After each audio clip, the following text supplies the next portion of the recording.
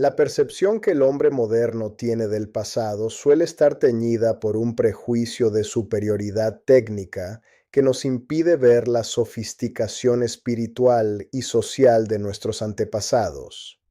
Cuando pensamos en el año 33 de nuestra era, en aquel Jerusalén que fue testigo de la redención, a menudo imaginamos un mundo de privaciones extremas, de sombras perpetuas y de un frío calante que solo se combatía con la resignación. Existe el mito de que las casas antiguas eran simplemente cajas de piedra gélidas, donde la vida era una lucha constante contra los elementos.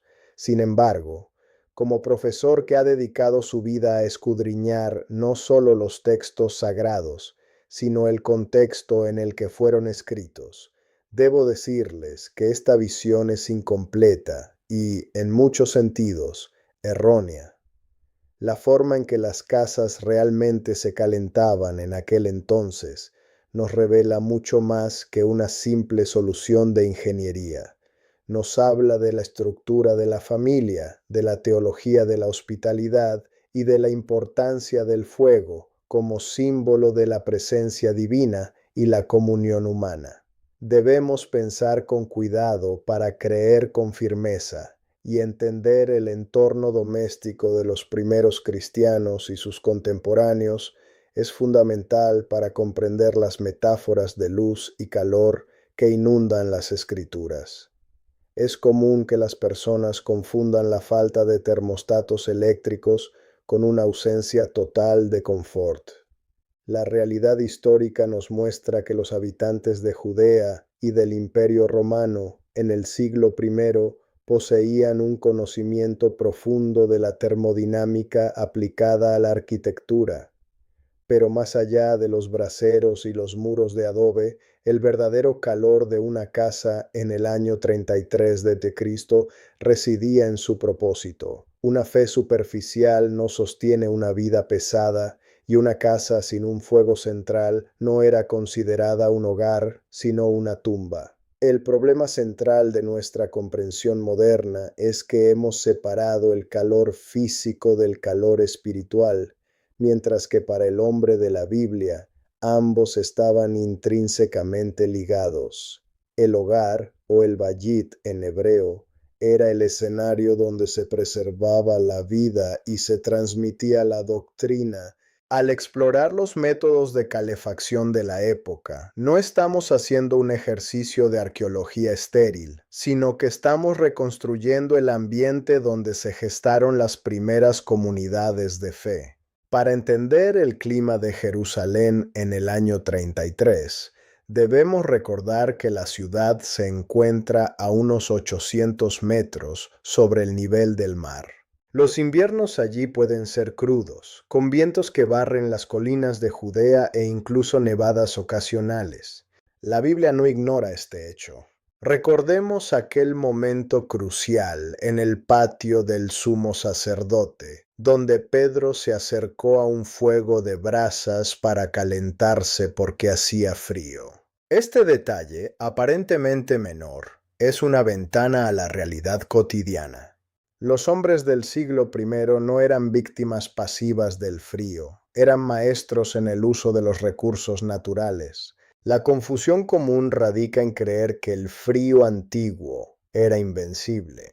Lo que realmente sucedía es que el calor era un bien preciado que se gestionaba comunitariamente. La estructura de la casa judía típica, con sus muros gruesos de piedra y barro, funcionaba como un aislante térmico natural, manteniendo el frescor en el verano y reteniendo el calor residual durante las noches de invierno. El desarrollo técnico de la calefacción en el año 33 de Cristo tenía dos vertientes, la aristocrática y la popular.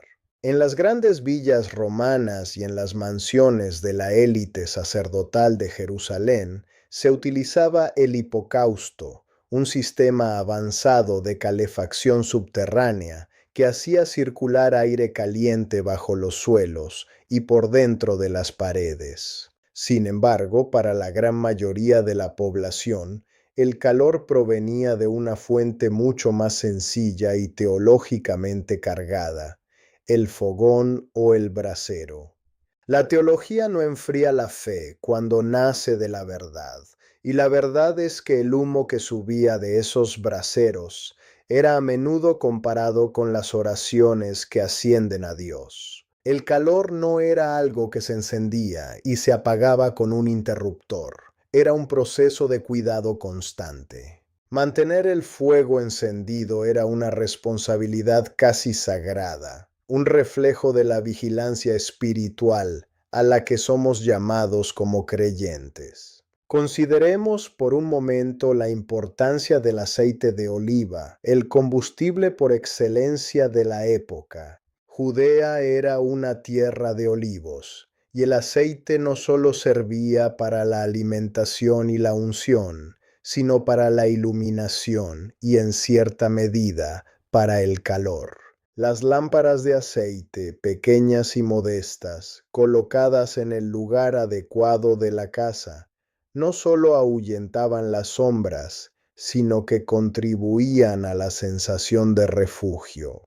La escritura merece más que frases bonitas, merece un estudio de cómo estos elementos físicos moldeaban la mente de los discípulos. Cuando Jesús dice que nadie enciende una lámpara para ponerla debajo de un almud, se refiere a una realidad doméstica donde esa pequeña llama era el centro de la vida nocturna, la fuente de calor visual y espiritual de toda la familia. La oscuridad era real y amenazante, pero la casa era el bastión donde el frío y las tinieblas eran derrotados. Un detalle oscuro que a menudo se revela al estudiar las casas antiguas es la convivencia con el ganado en los meses más fríos. En muchas viviendas rurales, la planta baja albergaba a los animales más valiosos durante la noche. El calor corporal de las bestias ascendía hacia la plataforma superior donde dormía la familia.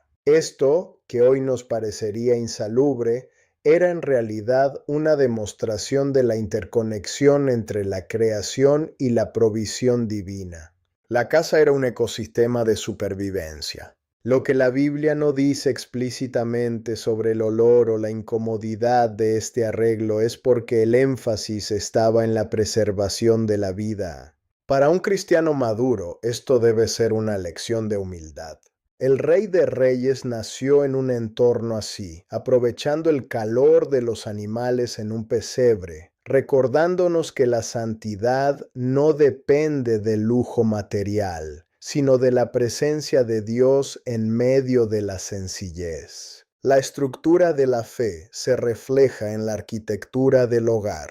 En las casas de Jerusalén, el patio central era el pulmón de la vivienda. Durante el día, el sol calentaba las piedras del patio, y por la noche, ese calor se liberaba lentamente hacia las habitaciones interiores. Esta sabiduría arquitectónica nos enseña que el calor no solo se genera, sino que se cultiva y se almacena. ¿No es así también nuestra vida espiritual?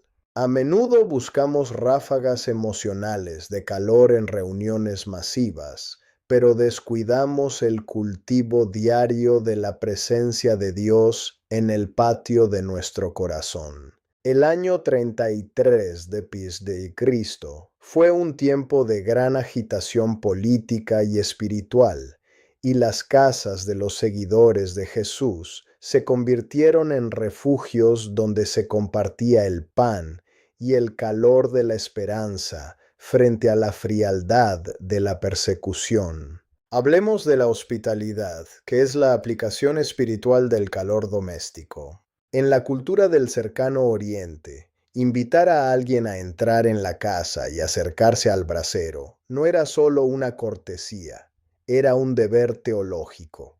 La frialdad del desierto o de la noche de Judea podía ser mortal. Por lo tanto, ofrecer calor era ofrecer vida. Cuando la Biblia nos insta a ser hospitalarios, nos está pidiendo que compartamos nuestro fuego, El mito del frío antiguo se desvanece cuando vemos la calidez de las comunidades que se reunían en las casas para partir el pan. El calor realmente importante no era el que calentaba la piel, sino el que hacía arder el corazón, como bien recordaron los discípulos camino a Emaús. Aquel fuego interior fue lo que permitió que el cristianismo se expandiera desde pequeñas casas en Jerusalén hasta los confines del imperio, desafiando la frialdad de la idolatría pagana. Es necesario analizar la distinción entre el calor artificial y el calor natural en la vida de un creyente. Hoy vivimos rodeados de comodidades que nos han vuelto espiritualmente indolentes. En el año 33, cada grado de temperatura ganado al frío de la noche costaba esfuerzo. Recoger la leña, procesar el aceite, cuidar las brasas. Esta inversión de esfuerzo generaba una gratitud genuina.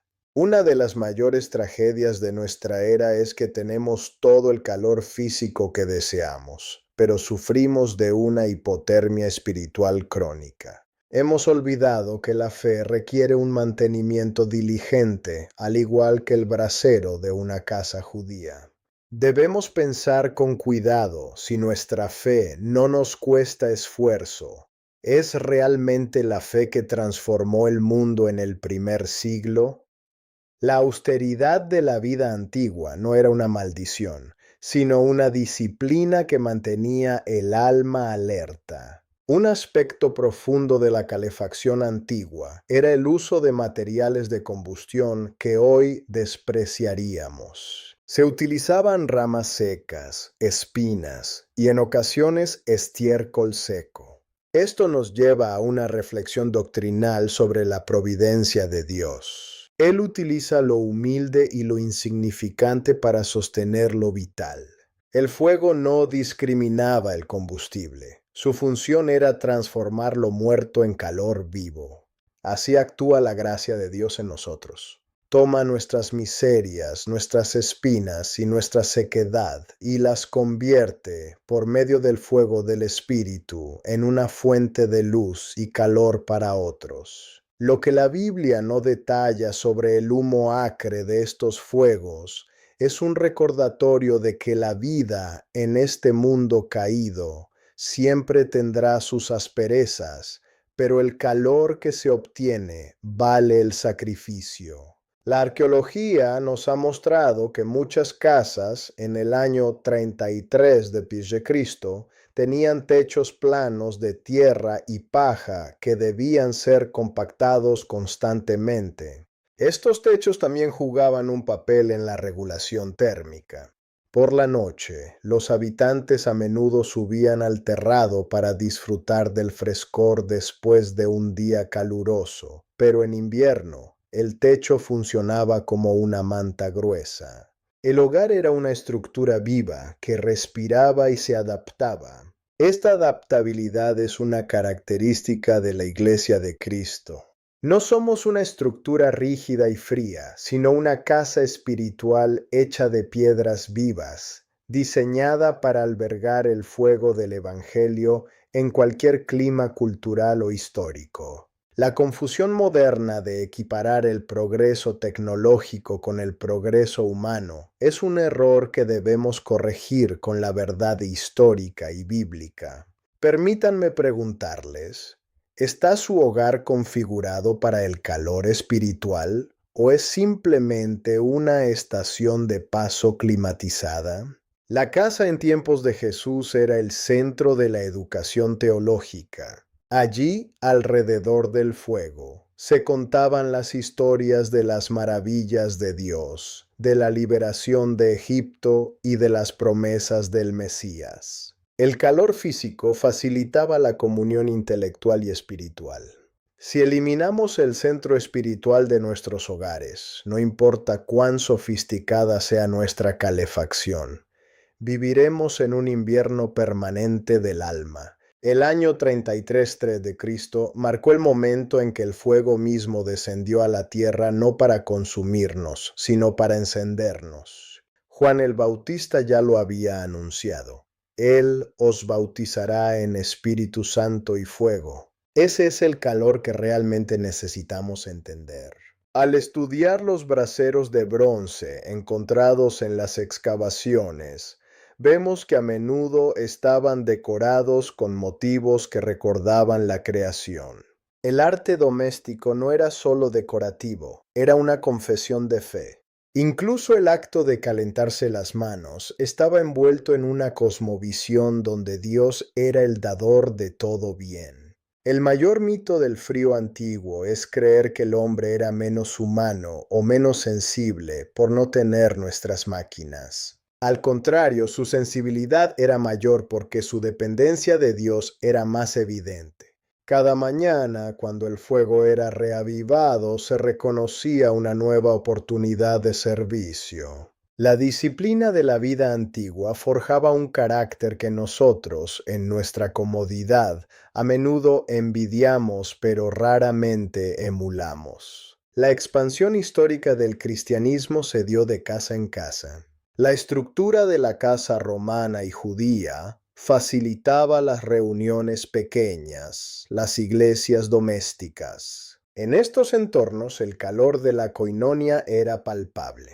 No se trataba de grandes catedrales frías, sino de hogares cálidos donde el amor de Cristo se manifestaba en la hospitalidad radical. El año 33 de Cristo no solo fue el año de la cruz, sino el año en que el concepto de casa se expandió para incluir a todos los hermanos en la fe. La teología del hogar se convirtió en la teología de la iglesia. Por eso, entender cómo se calentaban físicamente nos ayuda a valorar el esfuerzo por mantener la unidad del espíritu en el vínculo de la paz, que es el calor que mantiene unido al cuerpo de Cristo. Es importante analizar el papel del carbón vegetal. Era un combustible más limpio y costoso, utilizado a menudo en los patios de los poderosos. Fue ante un fuego de este tipo donde Pedro negó a su maestro. El contraste es aterrador. Pedro buscaba el calor físico mientras su lealtad espiritual se congelaba. Esta es una advertencia para todos nosotros. Podemos estar muy cómodos físicamente, rodeados de todas las ventajas de la civilización, y estar al mismo tiempo en el momento más oscuro y frío de nuestra relación con Dios. El calor del fuego de los hombres puede ser una trampa si nos hace olvidar el fuego de la verdad. Pedro necesitó otro fuego, uno preparado por Jesús mismo en la orilla del mar de Galilea después de la resurrección, para ser restaurado. Ese segundo fuego no solo calentó su cuerpo, sino que sanó su alma con la pregunta: ¿me amas? La madurez cristiana nos obliga a mirar más allá de la superficie. Lo que la Biblia no dice sobre los detalles técnicos de la construcción de chimeneas, que en realidad no existían como las conocemos, usándose simplemente aberturas en los techos o muros, es porque el enfoque es el corazón. El humo podía ser molesto, los ojos podían arder, pero el calor era indispensable. De la misma manera, la vida en comunidad puede tener sus humos, sus fricciones y molestias, pero es el único lugar donde podemos experimentar el calor del amor fraternal ordenado por Dios. No busquen una iglesia perfecta y estéril como una sala de hospital. Busquen una casa donde el fuego del Evangelio esté encendido, aunque el humo de la imperfección humana a veces nuble la vista. En el desarrollo de la doctrina de la Iglesia, el fuego ha sido siempre un símbolo de purificación. Así como el calor del horno purifica el metal, el calor de las pruebas purifica nuestra fe. Los habitantes del año 33 entendían esto mejor que nosotros. Ellos veían el fuego trabajar todos los días. Para ellos, el calor era una fuerza transformadora.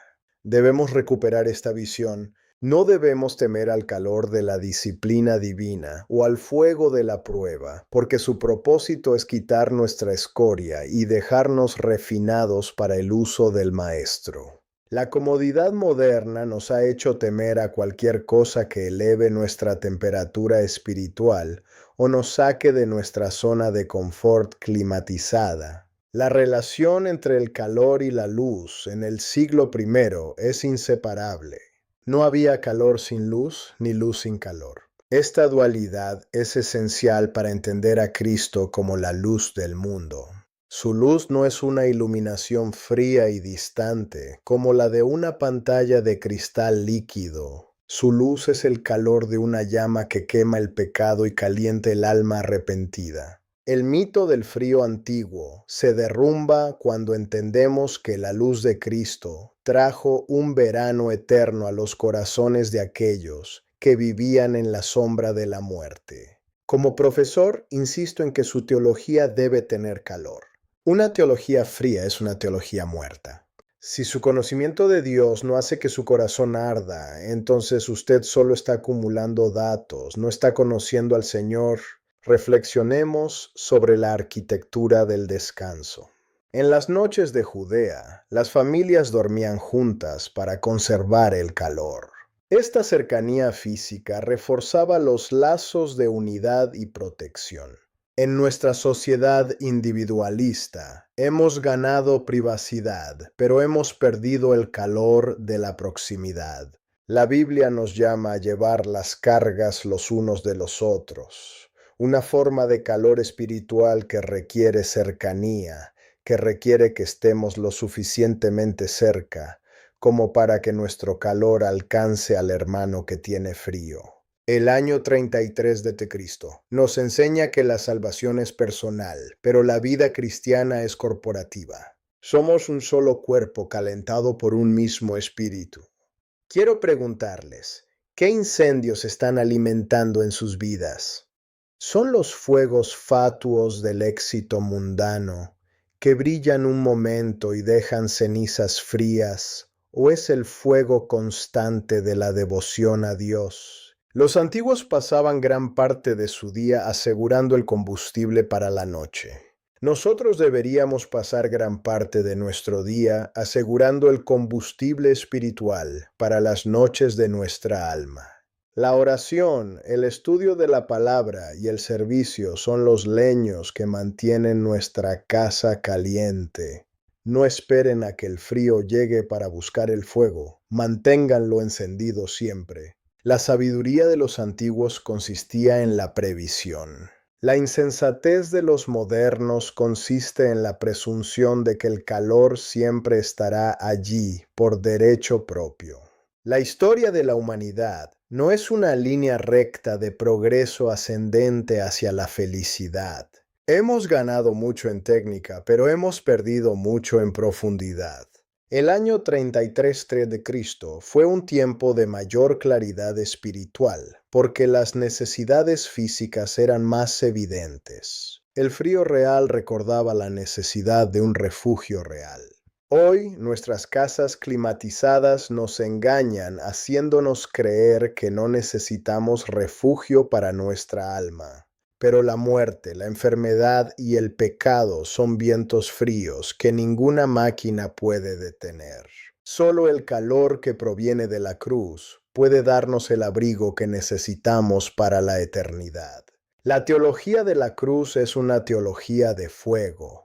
Es el juicio de Dios consumiendo el pecado para liberar el calor de su amor. Como profesor, he observado que las nuevas generaciones a menudo se sienten atraídas por lo sensacionalista, por los secretos oscuros o las conspiraciones. Pero les digo que la realidad más asombrosa es la que está frente a sus ojos. Cómo Dios ha sostenido a su pueblo a través de los siglos, usando cosas tan simples como un hogar, un fuego y una familia. No hay mayor mito que creer que la felicidad depende de la tecnología. La felicidad en el año 33 después de Cristo se encontraba en la misma fuente que hoy, en la reconciliación con Dios y en la paz que sobrepasa todo entendimiento. El calor de una casa en Jerusalén no era diferente en su esencia al calor que usted puede tener hoy en su vida, si permite que Cristo sea el centro de su hogar.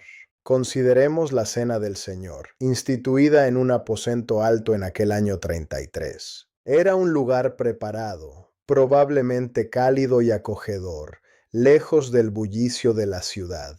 Allí, en la intimidad de una casa, el calor de la amistad de Jesús con sus discípulos alcanzó su expresión más profunda.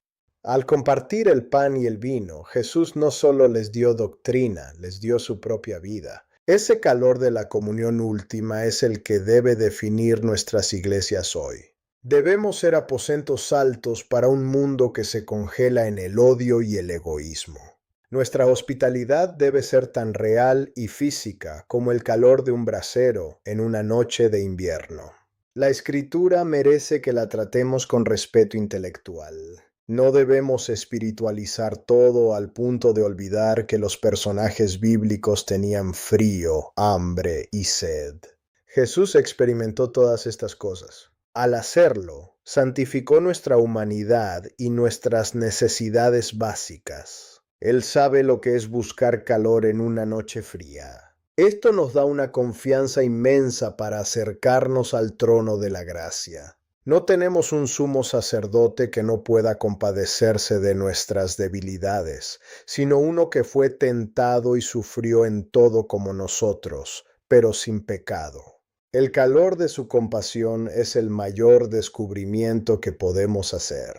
Al mirar las ruinas de las antiguas ciudades, a menudo vemos solo piedras frías y desnudas. Pero debemos usar nuestra imaginación teológica para ver esas piedras cubiertas de tapices, iluminadas por lámparas de aceite y calentadas por fuegos familiares. Debemos ver la vida que palpitaba allí.